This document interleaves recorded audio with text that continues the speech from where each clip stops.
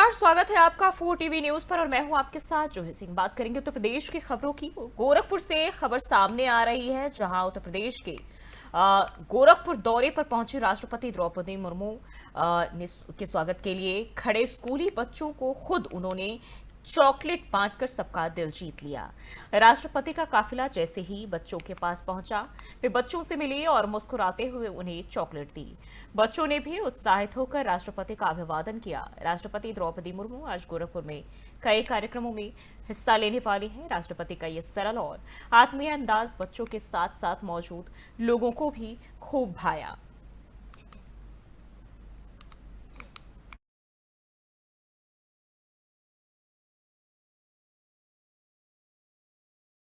और बरेली से एक बड़ा बयान सामने आया है। ऑल इंडिया मुस्लिम जमात के राष्ट्रीय अध्यक्ष मौलाना मुफ्ती शहाबुद्दीन रज़वी बरेलवी ने इटावा में कथावाचक के साथ हुई घटना पर अपनी प्रतिक्रिया देते हुए कथावाचकों, मौलवियों और शायरों पर तीखा हमला बोला है। मौलाना ने कहा कि आजकल कथावाचक और मौलवी धर्म का चोला ओढ़कर केवल धंधा कर रहे हैं। उन्होंने कहा कि ये लोग आयोजकों से पहले मोटी रकम तय करते हैं, फिर ही मंच पर जाते हैं। मौलाना ने समाजवादी पार्टी के अध्यक्ष अखिलेश यादव के कथावाचकों पर दिए गए बयान का समर्थन भी किया और कहा कि अखिलेश यादव ने पहली बार दिल और दिमाग से सच बोला है, जो समाज को आईना दिखाता है। मौलाना ने लोगों से अपील की है कि ऐसे कथावाचकों, मौलवियों और शायरों का बहिष्कार करें जो धर्म के नाम पर दुनियादारी कर रहे हैं और केवल अपना घर भर रहे हैं।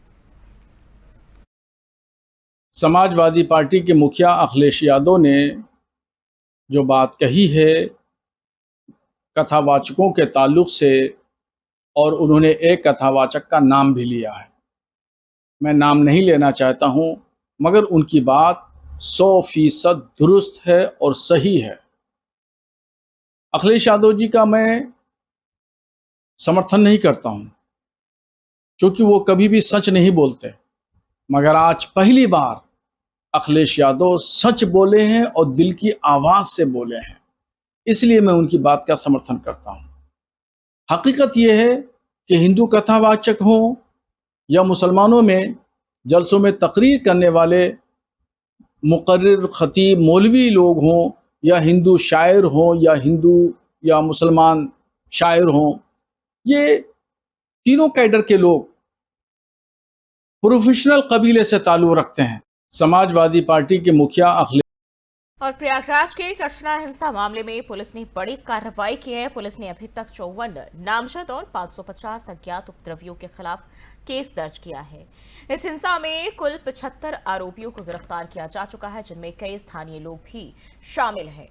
पुलिस उपायुक्त विवेक चंद्र यादव ने बताया कि सभी आरोपियों को गंभीर धाराओं में जेल भेजा गया है। हिंसा में शामिल बचे हुए आरोपियों को पकड़ने के लिए पुलिस लगातार छापेमारी कर रही है। इलाके में पुलिस का सर्च ऑपरेशन लगातार जारी है, ताकि किसी भी दोषी को बख्शा ना जाए और कानून व्यवस्था पूरी तरह से कायम रहे।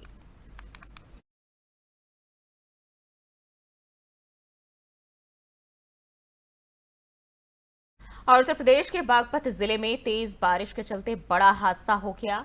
बड़ौद कोतवाली क्षेत्र के खेड़ा इस्लामपुर गांव में बारिश के कारण एक डेयरी और पास का निर्माणाधीन मकान ढह गया। हादसे में 2 डेयरी संचालक मलबे में दबकर घायल हो गए हैं, जिन्हें अस्पताल पहुंचाया गया।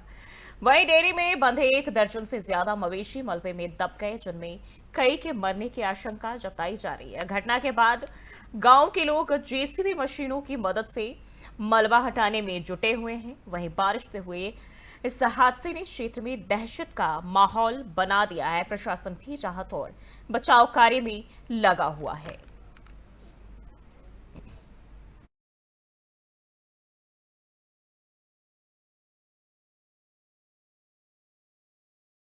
और जौनपुर जिले में जमीनी विवाद को लेकर 2 पक्षों के बीच खूनी संघर्ष का वीडियो सोशल मीडिया पर तेजी से वायरल हो रहा है।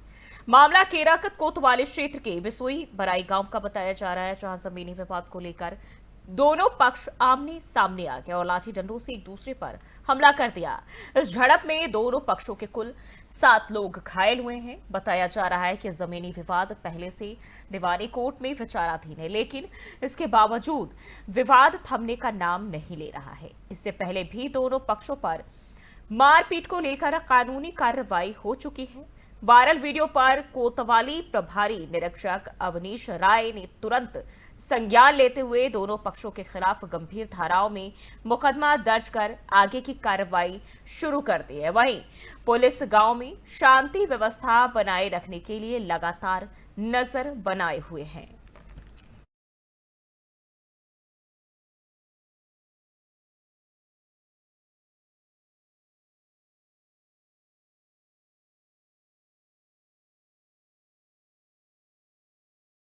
और उत्तर प्रदेश के हापुड़ जिले के तीर्थनगरी ब्रजघाट के वार्ड नंबर 15 में शॉर्ट सर्किट से एक घर में भीषण आग लग गई और आग लगने के दौरान परिवार घर पर मौजूद नहीं था। आग की सूचना मिलने पर पड़ोसियों ने घर का दरवाजा तोड़कर किसी तरह आग पर काबू पाया, लेकिन तब तक घर में रखा लाखों रुपए का कीमती सामान जलकर राख हो चुका था। आग लगने की घटना से इलाके में अफरा तफरी मच गई और पीड़ित परिवार का रो रो कर बुरा हाल है। हालांकि गनीमत रही इस हादसे में कोई जनहानि नहीं हुई है। फिलहाल पीड़ित परिवार ने शासन और प्रशासन से अधिक सहायता की मांग की है ताकि फिर से वो अपना जीवन सामान्य कर सके।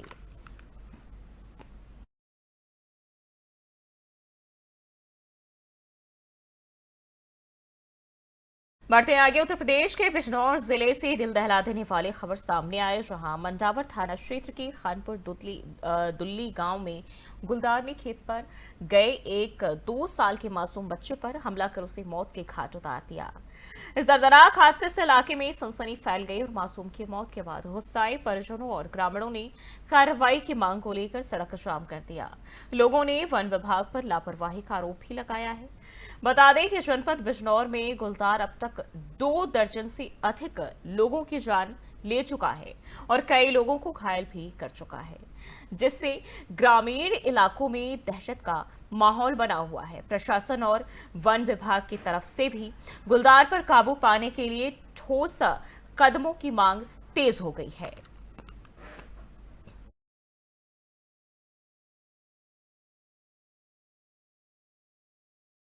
और वहीं हापुड़ के ब्रजघाट से बड़ी खबर आपको बताते चले, जहां पहाड़ों पर लगातार हो रही भारी बारिश का अब असर मैदानों में भी दिखने लगा है। बिजनौर बैराज से 1,34,000 क्यूसेक पानी छोड़े जाने के बाद गंगा नदी का जलस्तर तेजी से बढ़ गया है। सोमवार को गंगा महज 46 सेंटीमीटर की दूरी पर खतरे के निशान के करीब बहती नजर आई। बढ़ते जलस्तर के चलते गंगा किनारे बने अस्थायी घाट जलमग्न हो गए और किनारे खड़ी 2 नावें भी तेज बहाव में डूब गई। गंगा के बढ़ते वेग ने जेटी बैरिकेडिंग को भी कई जगह से तोड़ दिया, जिससे ब्रजघाट पर गंगा स्नान के लिए आने वाले श्रद्धालुओं को भारी परेशानी का सामना करना पड़ रहा है। फिलहाल प्रशासन लोगों से नदी किनारे जाने से बचने की अपील कर रहा है।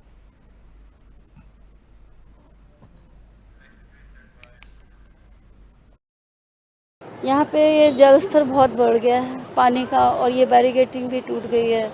ये लोगों के लिए जैसे असुविधा है इसके वजह से, क्योंकि अभी पानी का जलस्तर बहुत ज़्यादा बढ़ गया है, इस वजह से लोग कम आ रहे हैं यहाँ। और बढ़ते आगे मुजफ्फरनगर से एक दर्दनाक सड़क हादसे की खबर जो है वो सामने आई है और यहाँ पानीपत खटीमा हाईवे पर छपार इलाके में एक इनोवा कार अनियंत्रित होकर फ्लाईओवर से नीचे जा गिरी। हादसा इतना भीषण था कि कार में सवार 4 लोगों की मौके पर ही मौत हो गई, जबकि एक गंभीर रूप से घायल भी हुआ है। बताया जा रहा है कि कार की रफ्तार काफी तेज थी, जिस कारण ड्राइवर का नियंत्रण बिगड़ गया और यह हादसा हो गया। सूचना मिलते ही पुलिस मौके पर पहुंची और चारों शवों को पोस्टमार्टम के लिए भेज दिया गया है। वहीं एसएसपी संजय वर्मा ने अस्पताल पहुंचकर घायल का हालचाल जाना और हादसे की जांच के निर्देश दिए हैं। अभी छपार थाने में एक खटीमा पानीपत मार्ग पर एक इनोवा जो ओवर स्पीड से चल रही थी वो फ्लाईओवर से नीचे आ गई है और उसमें 5 लोग सवार थे, जिसमें जो नीचे के किसी लोगों को चोट नहीं लगी है, लेकिन जो उसमें सवार थे इनोवा में उसमें से बताया जाता है कि 4 लोगों की डेथ हो गई है और ये जिला अस्पताल आ चुके हैं। इसमें एक आदमी गंभीर रूप से घायल है, उसका इलाज चल रहा है और इसमें फर्दर जाँच की जा रही है।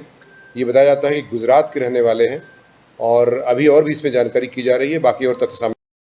और वहीं कासगंज से एक सनसनीखेज हत्याकांड का खुलासा हुआ है।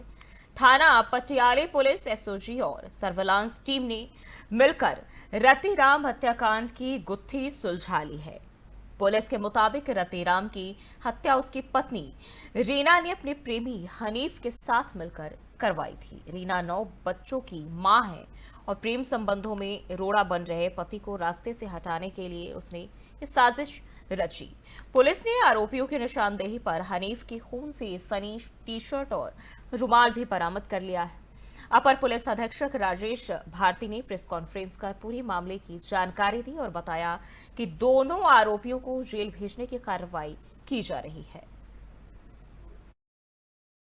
दिनांक 22 तारीख को थाना पटियाली के भरगैन में एक ट्यूबवेल के पानी के टंकी में एक पुरुष का शव मिला था, जिसकी शिनाख्त अरविंद, जो कायमगंज के रहने वाले हैं, उन्होंने अपने भाई रतिराम के रूप में की थी।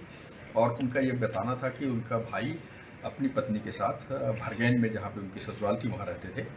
और भरगैन में ही जो उनकी भाई की पत्नी है, उनका हनीफ नाम के व्यक्ति से प्रेम संबंध था। और ये घटना के दिन से दोनों के दोनों गायब हैं और उनके भाई की शव बरामद हुआ। इस पे सुसंगत धाराओं में अभियोग पंजीकृत किया गया और सीओ क्राइम साहब और सीओ पटियाली साहब के नेतृत्व में एसएचओ पटियाली और साइबर और एसओजी की टीम ने इन दोनों आरोपियों को, रतिराम के हत्यारे जो मोहम्मद हनीफ है और रतिराम की पत्नी, इन दोनों को अरेस्ट किया है। इन्होंने पूछताछ में घटना को एक्सेप्ट किया और ये बताया कि इनका प्रेम संबंध था और इसमें जो है रतिराम आड़े। बढ़ते आगे, चित्रकूट जिले से एक खौफनाक घटना सामने आई, जहां मामूली विवाद ने हिंसा का भयावह रूप ले लिया।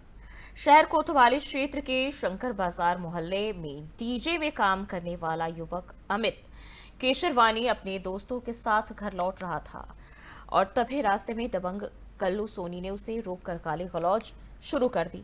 विरोध करने पर कल्लू और उसके घर वालों ने युवक की जमकर पिटाई कर दी और अपने पालतू रोडलिवर कुत्ते से हमला भी करवा दिया। हमले में अमित समेत उसके 5 साथी घायल हो गए, जिन्हें जिला अस्पताल में भर्ती कराया गया है और इस घटना का वीडियो भी सोशल मीडिया पर वायरल हो रहा है। वहीं पीड़ित पक्ष ने पुलिस से शिकायत की है। मामले में अपर पुलिस अधीक्षक सत्यपाल सिंह ने बताया कि दोनों पक्षों पर केस दर्ज कर जांच की जा रही है और दोषियों पर सख्त कार्रवाई भी की जाएगी। मैं आ रहा था उधर से गाड़ी लेके, पीछे से आया, मुझे गाली देने लगा है, कह रहा है इतना मैं आ रहा हूँ। कुत्ते लेके आया और डंडे ले गया था, लोहे गिरा था, अपनी 2 लड़के को आया था, 2 लड़की थी, सब मिल के मारे हैं। जब मैं बचा दें ये लोग आए तो इनको भी सब लोग को कुत्ते चबा दिए हैं, कुत्ते कटवा दिया 5-6 लोगों को।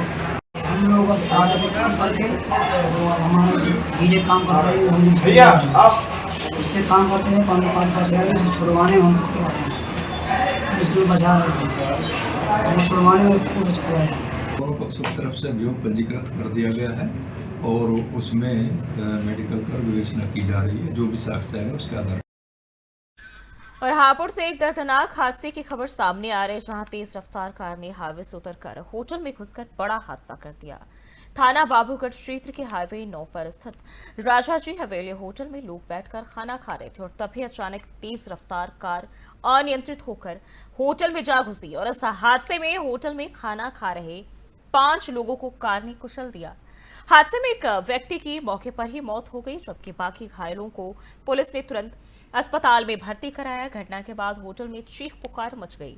पुलिस ने शव को कब्जे में लेकर पोस्टमार्टम के लिए भेजा है और मामले की जांच शुरू कर दी गई है।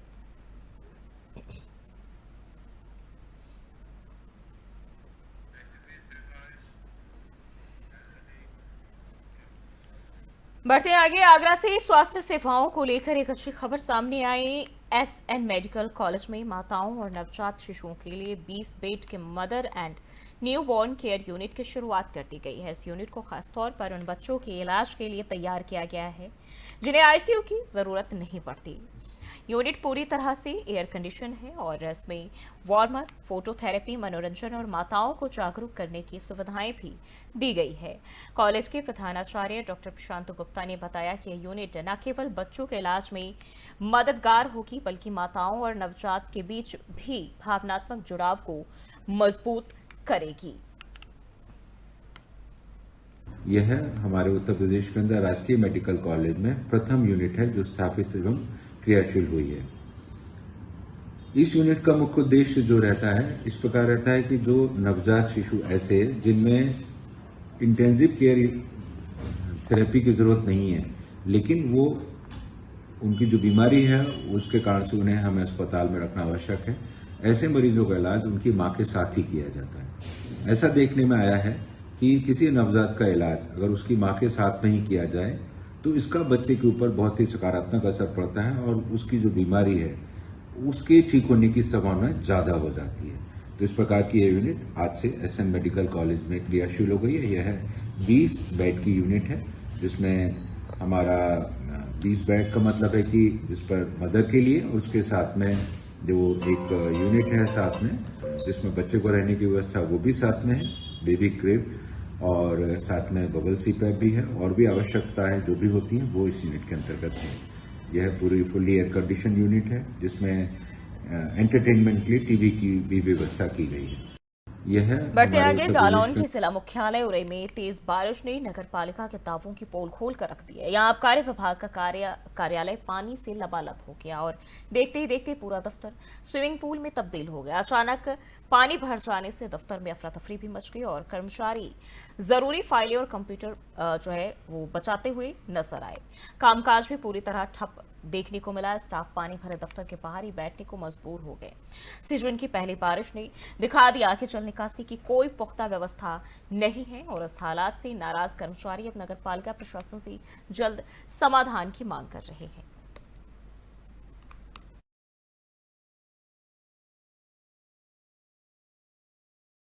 जालौन में विद्युत विभाग की बड़ी लापरवाही के चलते एक दर्दनाक हादसा सामने आया। कोंच कोतवाली क्षेत्र के नदीगांव रोड पर एक व्यक्ति के ऊपर हाई टेंशन लाइन का तार टूटकर गिर गया जिससे करंट लगने से मौके पर ही उसकी मौत हो गई। बताया जा रहा है कि विद्युत पोल में फॉल्ट आने पर दुकानदार ने विभाग के अन्य अधिकारियों को फोन कर बिजली सप्लाई बंद कराने की गुहार की थी, लेकिन इसके बावजूद सप्लाई बंद नहीं की गई और लापरवाही के चलते एक परिवार का चिराग बुझ गया। घटना के बाद मौके पर पहुंची पुलिस ने शव को कब्जे में लेकर कार्रवाई शुरू करते स्थानीय लोगों ने विभाग की लापरवाही पर कड़ी नाराजगी भी जताई है और दोषियों पर सख्त कार्रवाई की मांग की है। बाबू पैलेस के ठीक सामने नदीगांव रोड कोच पर मैंने आस्था योगा के पोल पे सबसे पहले लाइन सप्लाई उठा रहे थे तो मैंने कोच पावर हाउस को फोन लगाया तो कोच पावर हाउस का फोन लगा नहीं है। फिर मैंने राजकुमार लाइट को लगाया, राजकुमार लाइट का भी नहीं लिया। तो मेरे पास एक कौड़े कंट्रोल रूम का फोन है तो मैंने कंट्रोल रूम पे फोन लगाया तो वहाँ पे मैंने एड्रेस में लिखवाया कि भैया आप लोग सप्लाई बार बार उठा रहे हैं, यहाँ पे बार बार फॉल्ट हो रहा है, जो विद्युत का जो लोहे वाला पोल लगा हुआ है तो उसमें बार बार फॉल्ट हो रहा है, किसी मतलब हादसा भी हो सकता है, तार नीचे गिर पड़े। तो लगभग मैंने कंप्लेंट के लिए आधा घंटे के पहले फोन लगाया था। फिर उन्होंने आधा कंप्लेंट करने के बाद उन्होंने मेरा नाम भी लिखा, जीतन कुशवाहा, कंप्लेंट लिखवाई, मेरा सारा मोबाइल नंबर भी वहाँ पे, और इसके बाद में आधे घंटे बाद उन्होंने फिर सप्लाई की। सप्लाई करने के बाद उन्होंने फिर फॉल्ट हुआ फटाक से 11,000। और यूपी के हमीरपुर जिले में यमुना और बेतवा नदी का जलस्तर लगातार बढ़ रहा है। लहचूरा बांध से पानी छोड़े जाने के बाद नदियों के किनारे की सब्जियों की फसलें डूबने लगी, जिससे किसानों को नुकसान भी झेलना पड़ रहा है। हालांकि फिलहाल दोनों नदियां खतरे के निशान से नीचे हैं, लेकिन जिला प्रशासन ने बाढ़ से निपटने के लिए पूरी तैयारी कर ली है। हमीरपुर में करीब 193 गांवों की खेती पर बाढ़ का असर पड़ सकता है। वहीं 114 गांव बाढ़ प्रभावित क्षेत्र में आते हैं, जिनमें से 34 गांव अति संवेदनशील घोषित है। प्रशासन ने तटबंधों की मरम्मत कराई है और 36 चौकियां बनाकर निगरानी तेज कर दी गई है। विभाग ने लोगों से सतर्क रहने की अपील की है ताकि किसी भी आपात स्थिति से समय रहते निपटा जा सके।